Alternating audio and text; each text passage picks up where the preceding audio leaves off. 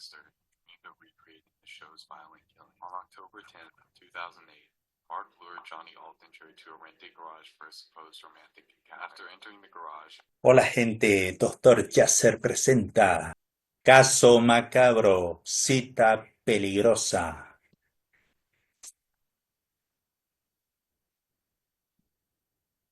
Año 2008, en Canadá, Johnny Altinger, a quien vemos de 38 años de edad, había cambiado de ser introvertido a alguien extrovertido. Se volvió todo un fanático de las motos, también del paintball. También comenzó a frecuentar las páginas web de citas, donde conocería a Jen, de 35 años, quien no buscaba nada serio como Johnny. Cita a Johnny en un lugar extraño. Al día siguiente le escribieron amigos, ya que no volvió. Pero por tratarse de Canadá, un país tranquilo relativamente, y de Johnny, alguien aparentemente maduro, lo tomaron como algo normal, pero pasado otro día tenía que volver al trabajo. Le escribirían por mensaje e incluso intentarían llamarle amigos y familiares. Sin embargo, por mensaje, Johnny dijo que se fue a Costa Rica y en una de sus redes sociales decía: John se ha ido al Caribe por unos meses, los leo cuando vuelva. A sus conocidos esto, en vez de tranquilizarlos, los preocupó bastante, porque sabían que Johnny no era así. Intentarían llamarlo, a lo que Johnny dijo que la señal era baja y las llamadas caras. Sus amistades le enviaron una llamada de cobro revertido y le dijeron que si no contestaba hasta cierta hora iban a llamar a la policía. Fueron a su casa. Al no encontrar la llave, romperían la ventana y entrarían a ella. Y encontrarían su pasaporte, lo que los alarmó y buscaron a la policía, ya que con esto se inició una investigación. No había registro de viaje de Johnny hacia Costa Rica, pero quedaría la ubicación de su móvil registrada al enviar por última vez un mensaje.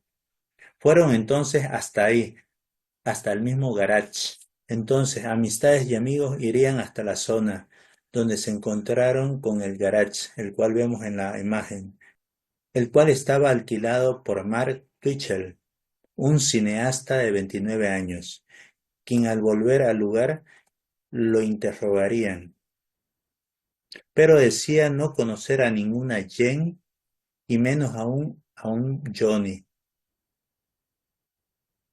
Mark, en vez de hablar sobre el tema, le gustaba hablar sobre lo que hacía. Decía que había alquilado el local para rodar una película de un asesino serial, en vez de comentar algo que sea de importancia. Como dije, Johnny había sido un cineasta quien había intentado hacer un cortometraje de Star Wars, en el cual, según otro amigo, dice que invertiría como si se tratara de toda una película y no de un cortometraje. Sería fan de una serie que en ese momento estaba de moda, Dexter, que trataba de un asesino, y Mark incluso sería tan fan que imitaría a el protagonista de esta serie, tanto en sus manerismos, formas de hablar, etcétera. Entonces, todo esto les pareció bastante extraño. Sin embargo, le pedirían simplemente si les podía dejar entrar a ver el garage y le dieron un vistazo los policías en su momento. Solamente les llamó la atención el turbil que observamos a la derecha de la pantalla. Twitchell era un aspirante cineasta de 29 años que vivía en Edmonton, Canadá, con su esposa y su hija pequeña. Aunque aparentemente no era imponente, sus escritos eran oscuros. Revelaban, ahí vemos por si acaso a su esposa, sus escritos revelaban su fascinación por el personaje ficticio Dexter Morgan, una obsesión que, según conocidos y la policía, Twitchell trasladaría a sus crímenes en la vida real. Si analizamos las pruebas hay vínculos importantes con Dexter, una sala de exterminio equipada con láminas de plástico, que es lo que observamos en el garage. Tenía una mesa preparada para sus víctimas, tenía una especie de equipo de procesamiento. Si bien a Mark Twitchell se lo vería aparentemente tranquilo, había muchas inconsistencias, cosas extrañas, y así es como entre uno y otro interrogatorio explica cómo fue que un desconocido le vendió un Mazda rojo. Cuenta que el 15 de octubre estaba aparcado en una gasolina y que un hombre le golpeó la ventanilla de su coche. Le dijo que le quería vender su Mazda rojo, que es el que estamos observando en este momento en la imagen, que necesitaba venderlo porque había conocido a una ricachona y con ella se iba a marchar. Entonces Mark le respondió que no podía comprar tal coche, que solo llevaba $40, siendo que este auto estaría evaluado en aquella época en unos $10,000, y el otro le dijo, vendido. Entonces Mark dice que le entregó las llaves y que no le dio ningún tipo de recibo ni tampoco hicieron papeles para hacer un cambio de nombre. Nada. Entonces Mark se fue dando cuenta de que esto lo estaba incriminando y comenzó a decir que Mark pensó que probablemente el coche era robado y que averiguaría si era robado, entonces llamaría a la policía. En uno y otro interrogatorio es así que llega el día en que entrarían en su casa y descubrirían un diario en su computadora donde hablaba de que se estaba preparando Mark Twitchell para ser un asesino serial. Habrían bastantes confesiones diciendo que todo lo escrito era real y que solamente los nombres habían sido cambiados. De ahí que Mark ya se sintió acorralado y comenzó a decir cosas que pasaron. La policía alegaría que Twitchell, de 29 años, utilizó un sitio web de citas para atraer a Johnny Altinger. Entonces comenzarían las inconsistencias. Mark se pondría ya nervioso y comenzaría a decir cosas que pasaron. La policía alega que Twitchell, de 29 años, utilizó un sitio web de citas para traer a Johnny Altinger a un garage con la falsa promesa de un encuentro romántico. Allí presuntamente lo asesinó, recreando una escena macabra similar a la de su propia película. Una víctima atraída por internet, atada, torturada y desmembrada. Ahí vamos viendo de que se había tratado uno de un mentiroso compulsivo, un psicópata. Un conocido de Mark Twitchell diría que no lo pensé que estaba algo descentrado, sí, declaró Siocos a CBC News, revelando la incredulidad y la confusión que embargaban a todos quienes conocieron a Twitchell. Como decía, un mentiroso compulsivo, les hacía promesas de que iban a triunfar con la película, de que iban a conocer a Justin Timberlake y Alex Baldwin. Sin embargo, todo era mentira. La colaboración entre Sioko y Twitchell en un cortometraje de Star Wars, Secretos de la Rebelión, revela el estado obsesivo de Mark Twitchell, que invirtió grandes sumas de dinero buscando crear una producción a la altura de las películas originales. Sin embargo, tras solo 10 días de rodaje, los fondos se agotarían, marcando el inicio de una espiral descendente. Siokos describe cómo Twitchell parecía haber perdido el contacto con la realidad, confundiendo la ficción con la vida real.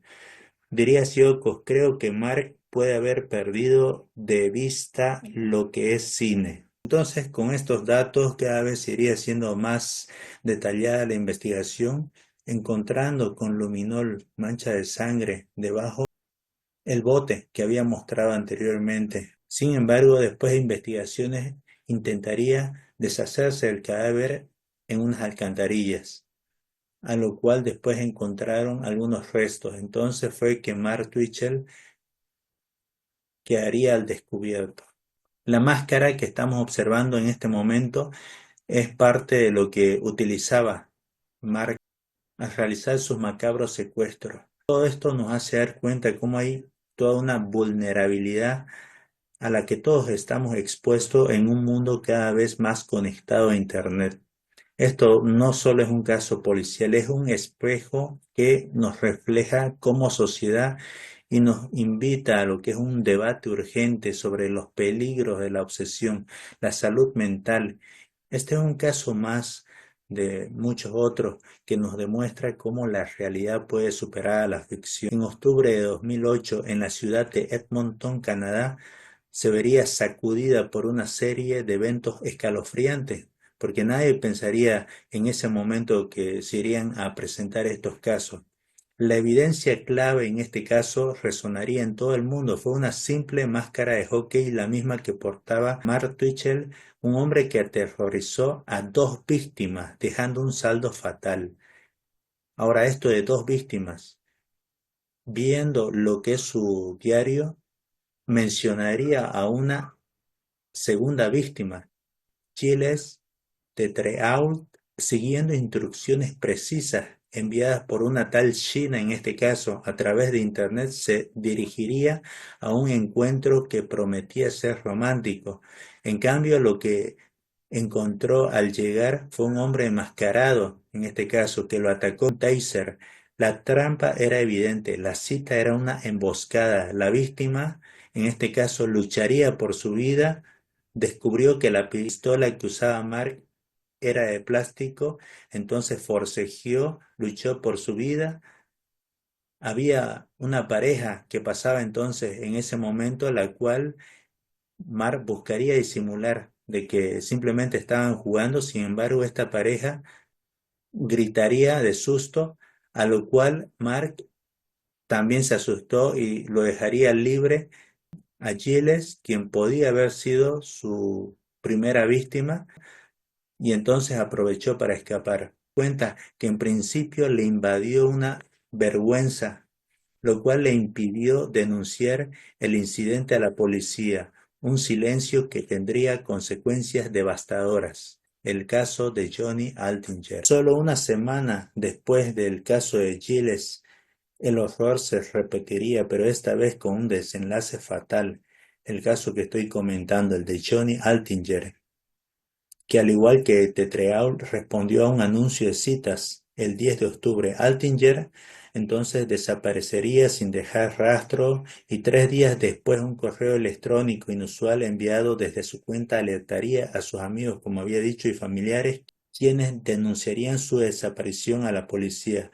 Las instrucciones que Altinger había compartido antes de su cita guiaron a los investigadores hasta un garage alquilado por Mark Twitchell, un aspirante a cineasta de 29 años. Este garaje que Twitchell utilizaba para filmar su cortometraje House of Cards, una historia sobre un asesino que atraía hombres a un garage para asesinarlos, se convertiría en la escena de un crimen real.